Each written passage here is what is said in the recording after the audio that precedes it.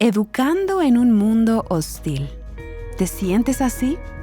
Jocabed, la madre de Moisés, tiene una lección para ti.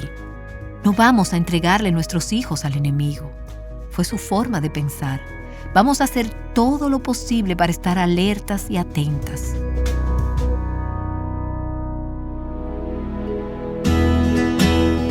Estás escuchando A Viva Nuestros Corazones, con Nancy de Moss Wolgemuth en la voz de Patricia de Saladín. Hoy, 12 de agosto de 2026.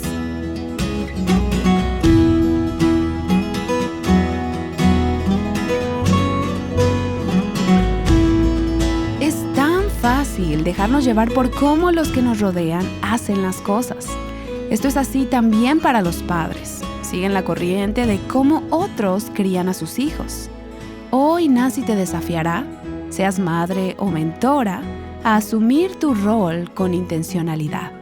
Ella continúa la serie titulada Recordando a Miriam. Hace unos días escuché una respuesta bien clara de una madre a quien se le preguntó sobre cuál era su ocupación. Y esto fue lo que ella respondió.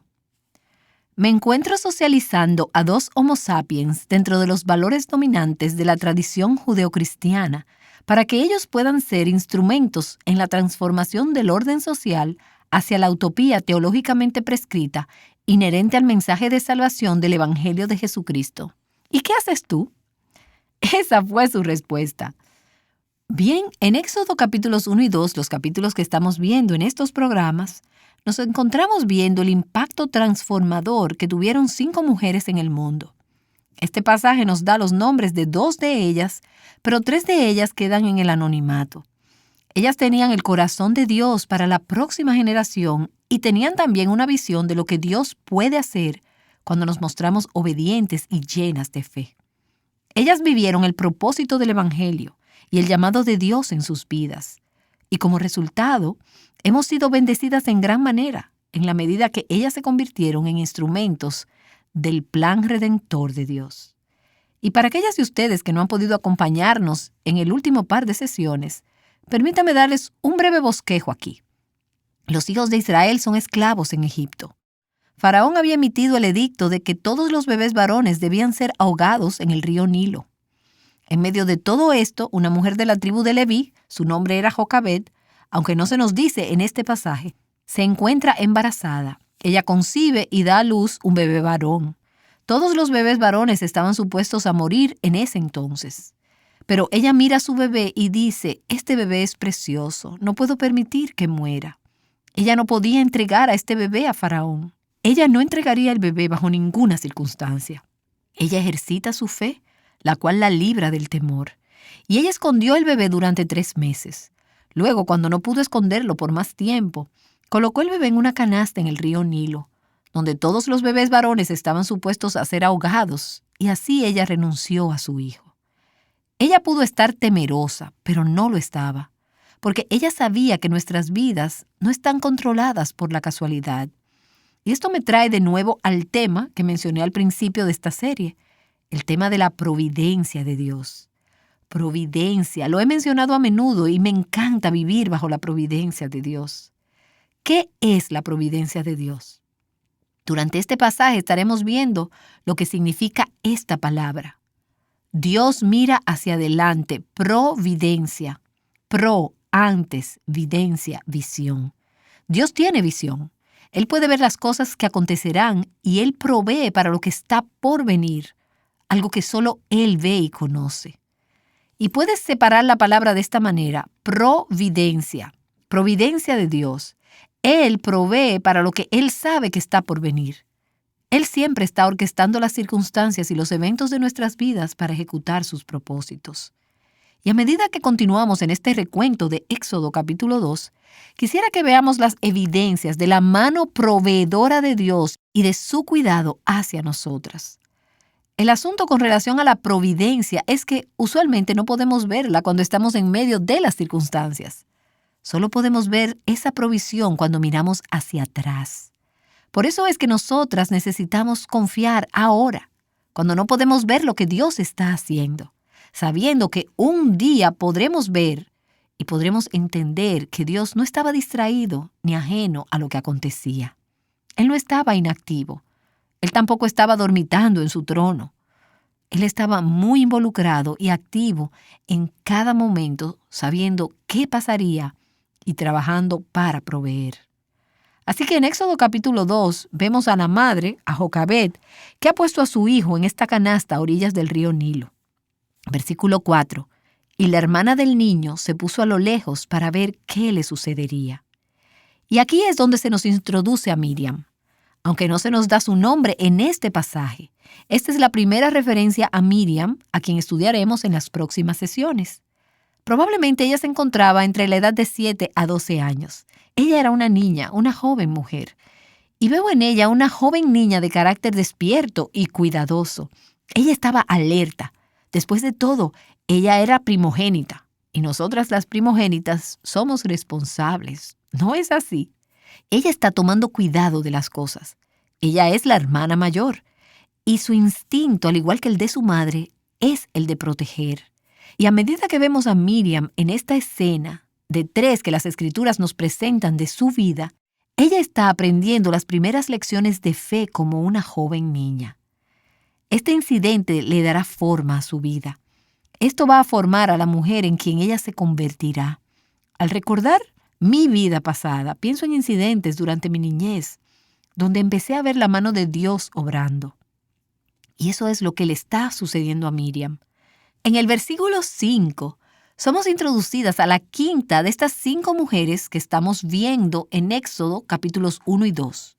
Las 2 parteras, Jocabed, la madre de Moisés, Miriam, la hermana mayor de Moisés, y ahora nos encontramos con la quinta mujer. Versículo 5. Y la hija de Faraón bajó a bañarse al río. En mis notas yo coloco una P mayúscula justo al lado de este pasaje bíblico. El hecho de que la hija de Faraón, ¿quién era el padre? El mismo que emitió el edicto de que todos los bebés varones debían ser ahogados. Esa hija de ese hombre vino a tomar un baño en ese lugar específico del río en ese preciso momento. ¿Coincidencia? No lo creo. Providencia. Ella bajó al río a tomar un baño, mientras las jóvenes que le acompañaban caminaban a la orilla del río. Ella vio esa canasta entre los arbustos y coloca aquí otra P mayúscula, providencia. Ella vio esa canasta. El Nilo era un río inmenso. Hubiese sido fácil perder de vista algo como eso. Pero Dios tenía a la joven en el lugar perfecto y la canasta por igual en el lugar perfecto. Había flotado. Se había quedado justo en el lugar donde fue colocada. No lo sabemos, pero donde fuera que fuese, fue ese el momento preciso en el que ella la divisó. Eso es providencia. Y ella envió a su sirvienta, quien tomó la canasta. Y me parece que hay una providencia aquí, que esta sirvienta no atinó a gritar ni a objetar la disposición de la princesa de que tomara al bebé. Esto fue parte del plan de Dios, que todas las mujeres involucradas en esta parte inicial de la vida de Moisés estuvieran protegiendo su vida en lugar de destruirla. Versículo 6. Al abrirla vio al niño, y he aquí el niño lloraba. Aquí pongamos otra P mayúscula de providencia. Dios sabía en qué momento debía llorar el bebé para ganar el corazón de esa mujer. Ella se compadeció de él. Coloquemos otra P de providencia aquí. Las mujeres egipcias no eran educadas para amar a los niños hebreos. Versículo 7. Entonces la hermana del niño dijo a la hija de Faraón: ¿quieres que vaya y te llame una nodriza de las hebreas para que te críe al niño? Y ahora volvamos a Miriam. Podemos ver que era una joven que tenía, como decimos, una buena cabeza sobre sus hombros. Ella respondió rápidamente en el momento de crisis. Ella fue una joven muy capaz y veremos cómo eso sale a relucir más tarde en su vida. En los versículos 8 y 9 dice: y la hija de Faraón le respondió: sí, ve. Y la muchacha fue y llamó a la madre del niño. Y la hija de Faraón le dijo a Jocabed: llévate a este niño y críamelo, y yo te daré tu salario. Y la mujer tomó al niño y lo crió. coloca una P mayúscula cerca de este versículo. Aquí está la hija de Faraón. Dios impacta el corazón de esta princesa pagana y le da compasión por el necesitado, por este pequeño bebé. Y luego la madre del bebé termina recibiendo un salario de la casa de Faraón por cuidar a este bebé. Y no podemos negar el elemento sobrenatural aquí. Humanamente no hubiese sido posible que sucediera todo esto que hemos escuchado. Faraón odiaba al pueblo hebreo y él estaba determinado a eliminarlo. Fuera de la providencia de Dios, el desenlace de esta historia hubiese sido muy, pero muy diferente. No existía posibilidad humana de que Moisés sobreviviera a esta situación, mucho menos que su propia madre lo cuidara y recibiera un salario, una retribución por ello. Esto solo fue posible por la providencia de Dios. Ahora bien, probablemente Jocabed cuidó de su hijo durante los primeros 2 o 3 años de su vida. Las madres hebreas amamantan a sus hijos hasta que ellos tienen cerca de 2 o 3 años de edad. Así que Moisés pasó sus primeros 2 años de vida criado en el contexto de una familia de fe, de una familia creyente. No tengo dudas de que Jocabed oraba por su hijo mientras ellos estaban juntos y luego también cuando él se fue a vivir al palacio de Faraón. Pero mientras ella tuvo a su hijo con ella, ¿no crees que ella le estuvo enseñando acerca de su verdadera identidad? Este es quien realmente eres, hablándole al oído para que él, aún a su temprana edad, pudiese entender las promesas de Dios, el pacto de Dios, e introduciéndolo al Dios de Abraham, de Isaac y de Jacob. Moisés fue entrenado en la fe hebrea mucho antes de que fuese introducido en la educación egipcia. Al convertirse en un hombre dentro del palacio de Egipto, vemos que esta enseñanza temprana en el regazo de su madre aún estaba allí en su corazón. Y aquí se puede apreciar la manera como esa primera formación recibida de su madre tuvo una influencia de por vida en él. Versículo 10. Cuando el niño creció, ella lo llevó a la hija de Faraón y vino a ser hijo suyo. Y le puso por nombre Moisés, diciendo, pues lo he sacado de las aguas. Entonces Moisés es su nombre egipcio. La palabra significa literalmente sacado. Es un nombre descriptivo en primer lugar porque él fue sacado del agua. La misma agua que tenía la intención de matar a Moisés se convirtió en su lugar de salvación. Él fue sacado de las aguas. Pero también era un nombre profético, porque 80 años más tarde, él sería usado para guiar al pueblo de Dios fuera de Egipto a través del Mar Rojo. ¡Qué ironía! Esto es de nuevo producto de la providencia, que él hubiese sido rescatado del río por la propia hija de Faraón y luego haber crecido bajo la protección de aquel que quería terminar con su existencia. Faraón había ordenado que todos los bebés varones hebreos fuesen ahogados. Pero en última instancia Dios ordena que todo el ejército del Faraón se ahogue en el Mar Rojo. Y así vemos que Dios está en control. El cielo gobierna. Ahora, permítanme recordarles que Dios puede trabajar en la vida de sus hijos de manera diferente a la que ustedes esperan.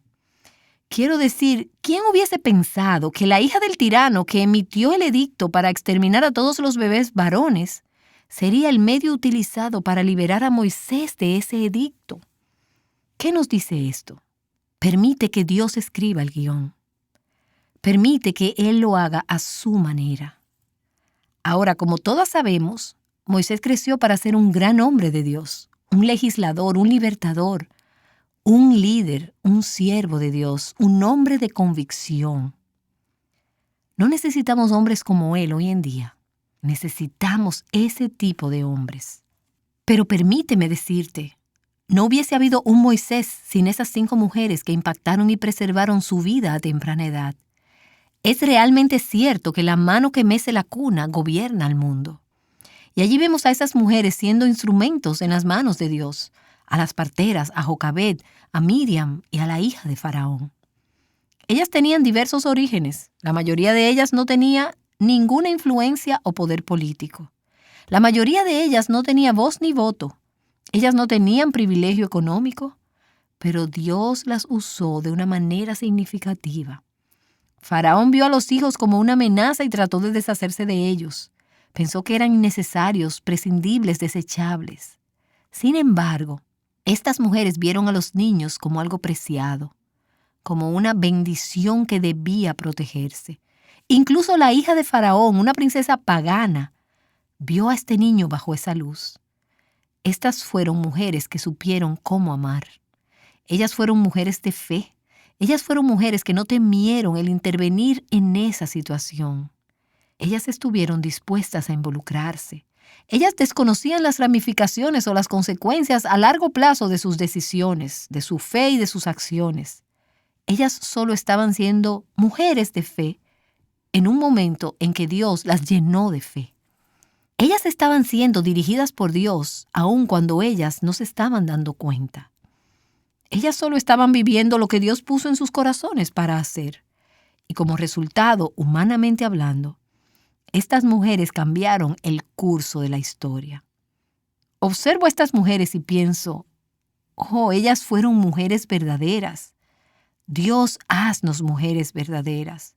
Hoy día necesitamos de mujeres verdaderas que se involucren en la preservación de la vida y en el avance del reino de Dios en las muchas y diversas maneras que Dios elija hacerlo a través de las mujeres hoy en día. Escucha, tú no necesitas tener hijos biológicos para desempeñar tu rol de preservar vidas.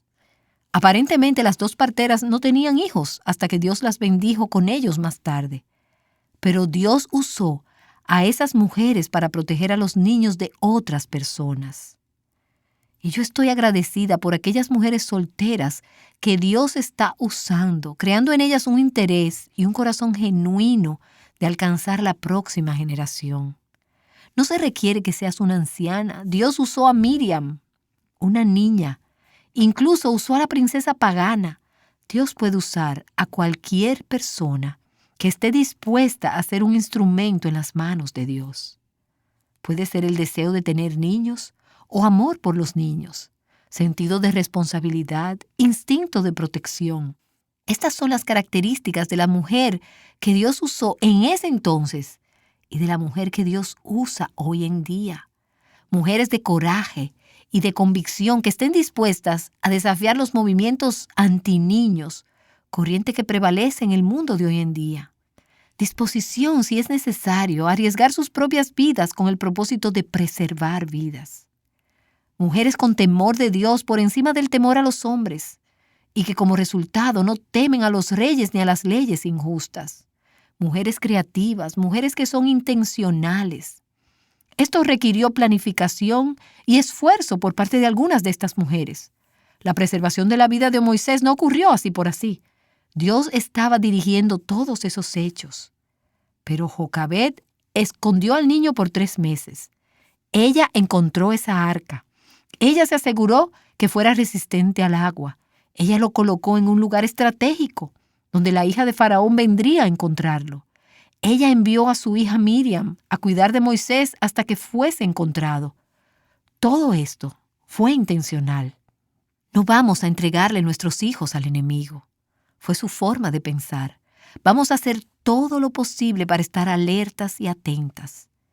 Pero mientras ellas permanecían vigilantes, alertas e intencionales, ellas también confiaban en Dios, quien haría lo que ellas no podían hacer.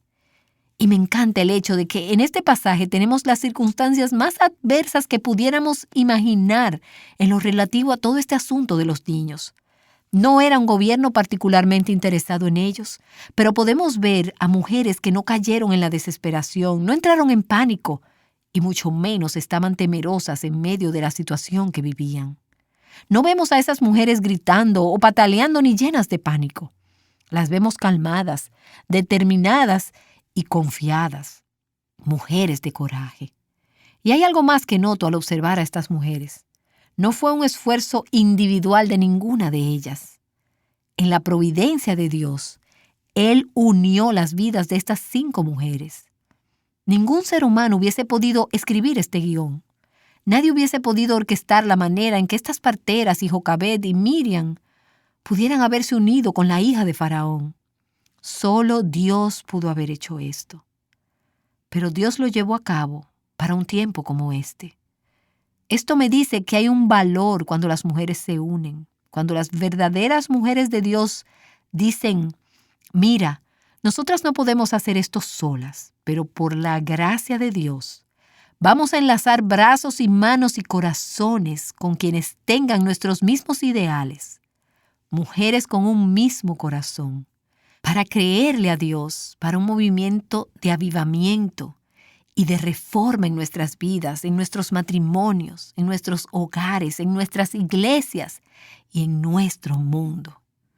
Esta es una de las razones por las que hemos iniciado el movimiento de True Woman o Mujer Verdadera. Se trata de mujeres verdaderas que se unen en este esfuerzo.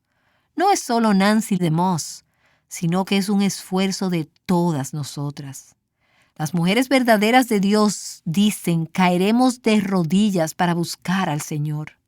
Viviremos vidas de fe, en comunión y de manera intencional, creyendo que Dios rescatará nuestra generación y la siguiente de los ataques y asaltos del maligno, que las librará de las ataduras y que las llevará a ser libres para levantar jóvenes que serán a su vez libertadores que Dios usará como líderes piadosos en esta generación.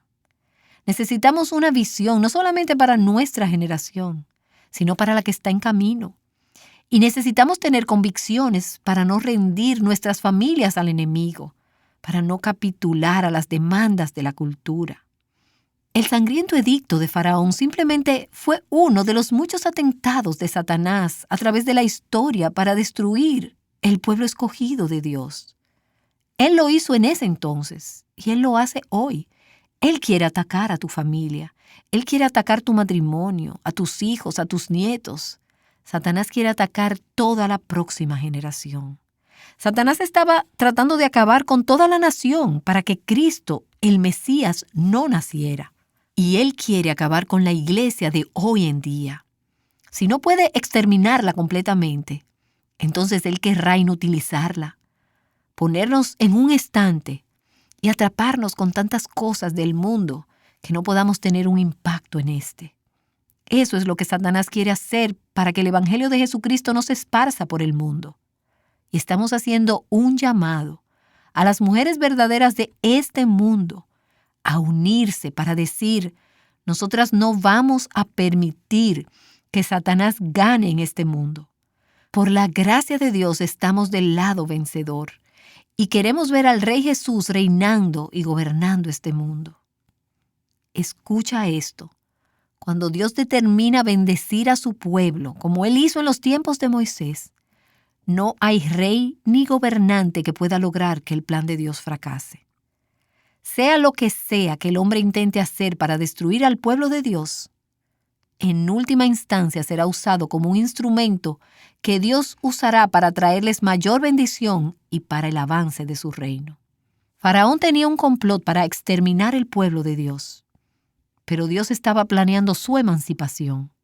Pienso que hoy en día estamos muy atentos a las artimañas de cómo el mundo y la cultura están tratando de apagar la vida de la iglesia y silenciar el cristianismo. Pero tenemos que estar más conscientes del hecho de que Dios está vivo. El Espíritu Santo de Dios se mueve por este mundo y Él está planeando la emancipación para la proclamación y la difusión de su gloria en este mundo. En la batalla entre Dios y Satanás, las mujeres verdaderas podemos jugar un papel clave en el plan de Dios. Faraón, el hombre más poderoso de su tiempo, tuvo un plan que estaba seguro que funcionaría, pero ese plan fue frustrado por el amor, la fe y el coraje de 5 mujeres, incluyendo una llamada Jocabed. Jocabed no sabía cuál sería el papel de Moisés dentro de los planes de Dios, cuál sería su llamado, cuál sería su futuro. Ella solo era una mujer que amaba a su hijo y ejercitó la fe que obró a su favor. Y aquí hay algo que llamó mucho mi atención. Jocabed no vivió para ver el resultado de su fe, y puede que tú tampoco.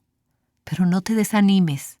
Puedes estar segura de que Dios está escribiendo la historia y el final será uno que le traiga a Él gran gloria. Nancy DeMoss Wolgemuth ha estado describiendo el poder que tiene una madre que confía en Dios y que actúa con valentía. Ella regresará para orar con nosotras. Quizá te sientes abrumada porque, como madre o mentora, no has visto el resultado de tus oraciones y lágrimas. Escucha el testimonio de una mujer que conoció al Señor, producto de las oraciones de su madre. Mi nombre es Esperanza Torres, vivo en Bogotá, Colombia. Mi mamá siempre oraba para que yo volviera otra vez a los pies de Él. Y yo no quiero, a mí no me gusta eso. Fue una lucha constante de ella. Ore para que yo volviera, yo no quería. Hace un año mi mamá falleció. Por ese motivo yo regresé a los pies del Señor. Hasta allá tuvo que llegar el Señor para que yo pudiera volver. Para mí ha sido de una gran bendición.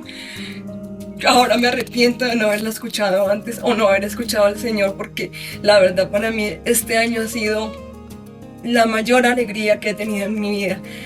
Tengo que aprender más a enseñar a mi hijo, a pesar de que él viene a la iglesia conmigo y eso, pero es un poquito rebelde con la edad que él tiene. Pero yo sé que el Señor, así como escucha a mi mamá, me va a escuchar a mí y me está escuchando. Empecé a escuchar Ayuda a Nuestros Corazones por mi hermana. Fui a México por ella porque ella me dijo, cuando mi mamá murió, ella me dijo, escucha este programa, y empecé a escucharlo. Y desde ese momento yo escucho el programa y para mí cada día que yo lo escucho es un mensaje del Señor. Estoy mal en algo y en ese preciso día el Señor me habla por el programa de Ayuda a Nuestros Corazones. Y le doy gracias a Dios por eso y espero nunca más volver para atrás, porque ha sido tanta la bendición que he tenido con Él. Yo digo, Dios mío, yo quiero estar contigo siempre, servirte a ti. Amén. Gracias, Esperanza, por compartir tu historia con nosotros. Que Dios te conceda en su misericordia el deseo de tu corazón. Ahora concluyamos nuestro tiempo juntas en oración. Aquí está Nancy de regreso. Señor, te doy gracias por estas mujeres y cómo desempeñaron un papel tan crucial en el drama de la redención y en tu plan de redimir a tu pueblo de la opresión de Egipto por medio de Moisés, el libertador. Moisés, el legislador que daría la ley al pueblo de Dios. Señor, estamos tan emocionadas a medida que pensamos acerca de cómo tú quieres usar nuestras vidas para ser parte de este increíble drama de la redención, la parte que tú estás llevando a cabo hoy. Te pedimos que nuestras vidas sean utilizadas de forma que solo tú puedes orquestar para atraer a tus escogidos hacia Jesús y ser usadas para la liberación y el rescate de los pecadores, de la esclavitud del pecado y de Satanás, y traerlos a ellos hacia el reino de la luz. Oh Señor, danos visión, danos fe, danos coraje para la forma en que tú quieras usar nuestras vidas como mujeres para un tiempo como este. En el nombre de Jesús te oramos. Amén.